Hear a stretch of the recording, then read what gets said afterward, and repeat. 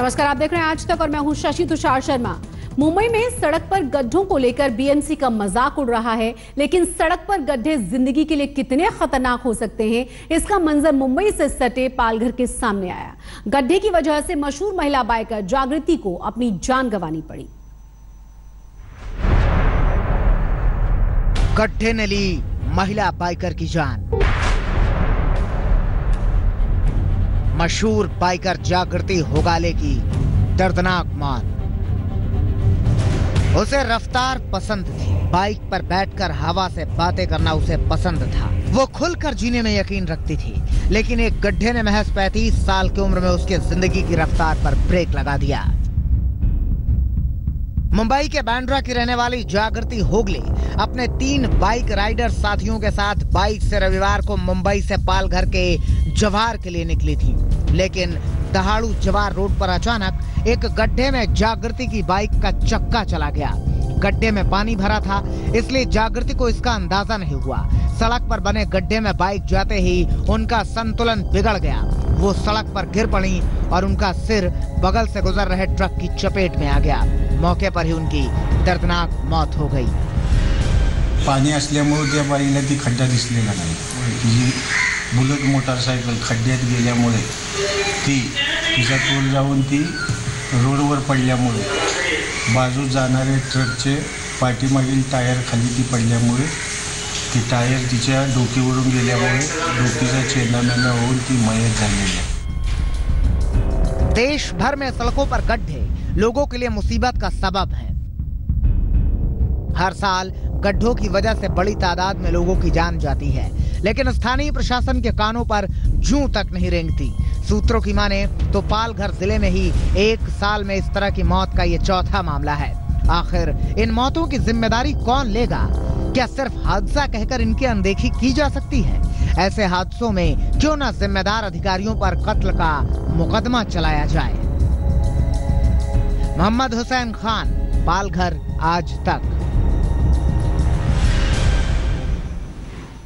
तो महाराष्ट्र सरकार के पीडब्ल्यूडी विभाग की लापरवाही और भ्रष्टाचार के चलते महिला बाइकर ने अपनी जान गंवाई, पर पीडब्ल्यूडी मंत्री का कहना है कि उस सड़क पर तो कोई गड्ढा था ही नहीं। क्या बजाय अपनी गलती मानने के ऐसे वक्त में इस तरह के संवेदनहीन बयान देना एक मंत्री को शोभा देता है? गड्ढों के कारण एक्सीडेंट हुआ ऐसा नहीं हुआ है, तो वो रोड अभी 10 करोड़ रुपया खर्चा करके सीआरएफ सेंट्रल रोड फंड से बनाया है। उस पर एक भी गड्ढा नहीं है, लेकिन उस रोड पर एक जो छोटा पुल है, उस पुल का थोड़ा हिस्सा रास्ते पर आया था बारिश के कारण, और उसमें से उसकी मोटरसाइकिल फिसल गई। दुर्भाग्य हम सब लोगों का ऐसा है कि उसी समय पीछे से एक ट्रक आया, उसका देहांत हुआ।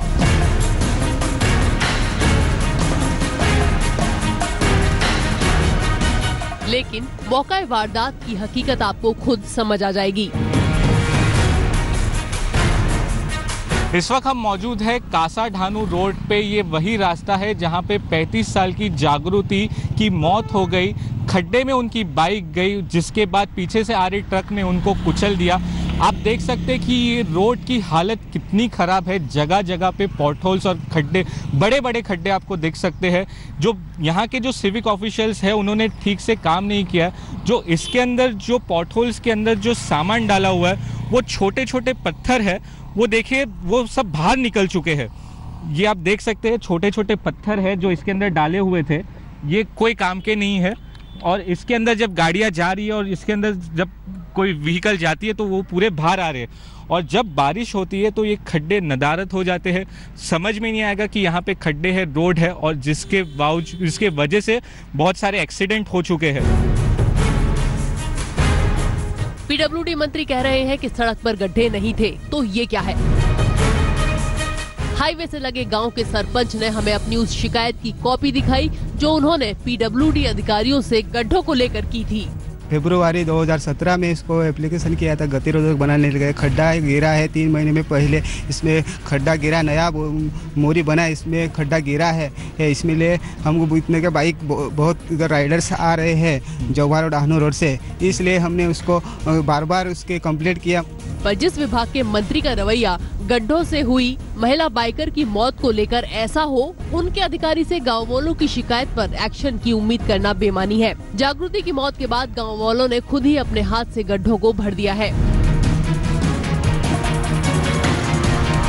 इस हाईवे पर पैदल चलकर लोग शिरडी भी जाते हैं। ट्रक से कुचले जाने के बाद जागृति की लाश आधे घंटे तक यहाँ ऐसे ही पड़ी रही। ट्रक के नीचे आते ही वो तो ऑन द स्पॉट खत्म हो गया। उसके बाद में हमने पुलिस स्टेशन में जान किया और जो साथ में मैडम थी उनको भी बोला कि आप 108 या 100 नंबर पे आप फ़ोन करिए, इमरजेंसी आपको मतलब सेवा मिलेगी।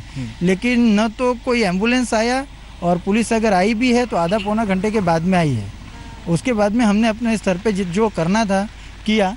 ट्रैफिक वगैरह लग गई थी तो पुलिस वाले आए और तुरंत मतलब वो डेड बॉडी को एक 3 व्हीलर टेम्पो में, एपे टेम्पो में हमने डाला और उनको हॉस्पिटल तक पहुंचाया। तो तब तक बॉडी रास्ते पर ही पड़ी हुई थी? तब तक बॉडी रास्ते पे पड़ी हुई थी और यहाँ पे मुझे ऐसा लग रहा है कि प्रशासन हो या कॉन्ट्रैक्टर हो, इंसानियत जो है वो यहाँ की मरी हुई है।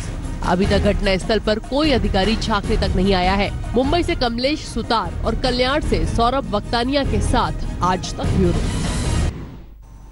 एक्टर सिंगर सुचित्रा कृष्णमूर्ति को शाहरुख खान के साथ फिल्म कभी हाँ कभी ना के लिए याद किया जाता है।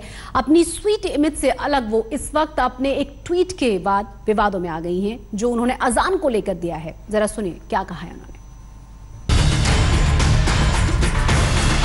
सोनू निगम के ट्वीट से पैदा हुआ अजान वाला तूफान अभी मुश्किल से थमा था कि अजान पर एक और विवादित ट्वीट आ गया। इस बार ये ट्वीट करने वाली है गायिका और अभिनेत्री सुचित्रा कृष्णमूर्ति। सोमवार सुबह सुचित्रा ने ट्वीट किया, सुबह 4:45 बजे घर लौटी हूँ और अजान की आवाज ने बहरा कर दिया है। इस तरह धर्म को किसी पर थोपना बेवकूफी है, इससे ज्यादा कुछ नहीं। मैंने अजान के बारे में 2009 में भी एक ब्लॉग लिखा था। In this area it is definitely. और क्या होता है, एक मॉस्क शुरू होती है, फिर कंपटीशन में 3-4 मॉस्क हैं, सब one is trying to be louder than the other, louder than the other. और हम ये नहीं कहते कि मत करो, हम यही कहते हैं कि थोड़ा कम करो। सुबह के टाइम में जो है बुजुर्ग हैं, बच्चे हैं जो सो रहे हैं, अडल्ट है जिनको वो आवाज़ नहीं चाहिए। अगर कोई भजन भी करता तो my reaction would have been the same. Sonu Nigam की तरह सुचित्रा को भी लोगों ने इस ट्वीट के लिए घेरा है। गायक सोनू निगम के बाद अब सुचित्रा कृष्णमूर्ति ने भी अजान पर ट्वीट करके एक नया विवाद खड़ा किया है। लेकिन कुछ राजनेताओं ने उन्हें सीधे भारत छोड़ने की धमकी देकर इस पूरे मसले को एक अलग ही मोड़ दे दिया है। देखिए, ये सुचित्रा कृष्णमूर्ति जैसी गवैये, ये दारू पीने वाले लोग, इनको क्या पता है कि अजान का महत्व क्या है। और इनको अजान जो हमारी सिर्फ 1 मिनट की भी नहीं होती, उससे डिस्टर्बेंस हो रहा है। तब सुचित्रा कृष्णमूर्ति की नींद कहाँ गई थी? जब अखलाक को मारा जा रहा था तब तो उनकी नींद में खलल नहीं आया। तब उनकी नींद कहाँ गई थी? जब जुनैद को रास्ते पे मार के फेंक दिया गया था ट्रेन के प्लेटफॉर्म पे, तब तो उन्होंने आवाज़ नहीं निकाला।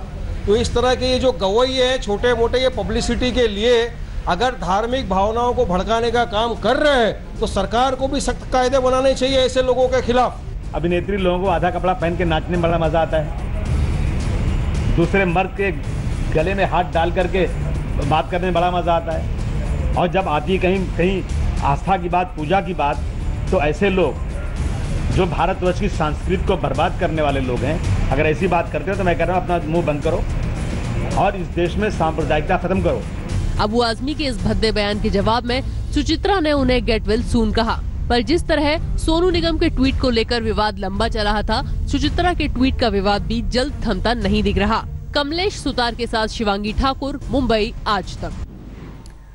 उधर कल्याण में आधारवाड़ी जेल से 2 कुख्यात डकैतों के फरार हो जाने के बाद पुलिस महकमे में हड़कंप समझ गया है। डकैतों के जेल से भागने की पूरी घटना सीसीटीवी कैमरे में कैद हो गई और चौंकाने वाली बात यह रही कि सीसीटीवी के तार का सहारा लेकर वो भागे थे।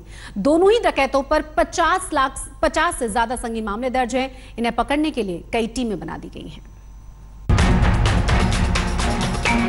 कल्याण की आधारवाड़ी जेल बाहर से भले ही बेहद मजबूत सुरक्षा और कड़े पहरे वाली लगे, पर ये दोनों शातिर डकैत आसानी से यहाँ के सुरक्षा घेरे को तोड़कर भागने में कामयाब हो गए। मणिशंकर नेडार और डेविड देवेंद्रन कुछ महीनों पहले एक बड़ी डकैती के मामले में गिरफ्तार किए गए थे। इन पर पहले से ही 50 से ज्यादा डकैती के मामले दर्ज हैं। रविवार को रोज की तरह सभी कैदियों को बैरकों से बाहर निकाला गया था। ये दोनों कैदी भी बाहर आए, फिर बड़ी चालाकी से ये जेल के पिछले हिस्से में पहुंच गए और जो सीसीटीवी कैमरा इन पर नजर रखने के लिए लगाया जाता है उसी के तार के जरिए जेल से भागने का जुगाड़ कर लिया।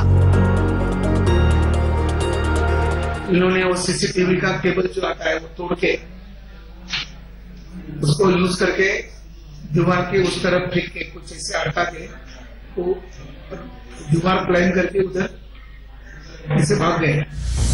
बड़ी चालाकी से दोनों कैदियों ने सीसीटीवी के तार को जेल की बाउंड्री वॉल पर लगे तारों में फंसाने की कोशिश की, जिसमें वो आखिरकार कामयाब हो गए। फिर बाउंड्री वॉल पर चढ़कर दोनों ने दीवार लांघी और बिना किसी की नजर में आए जेल से भाग गए।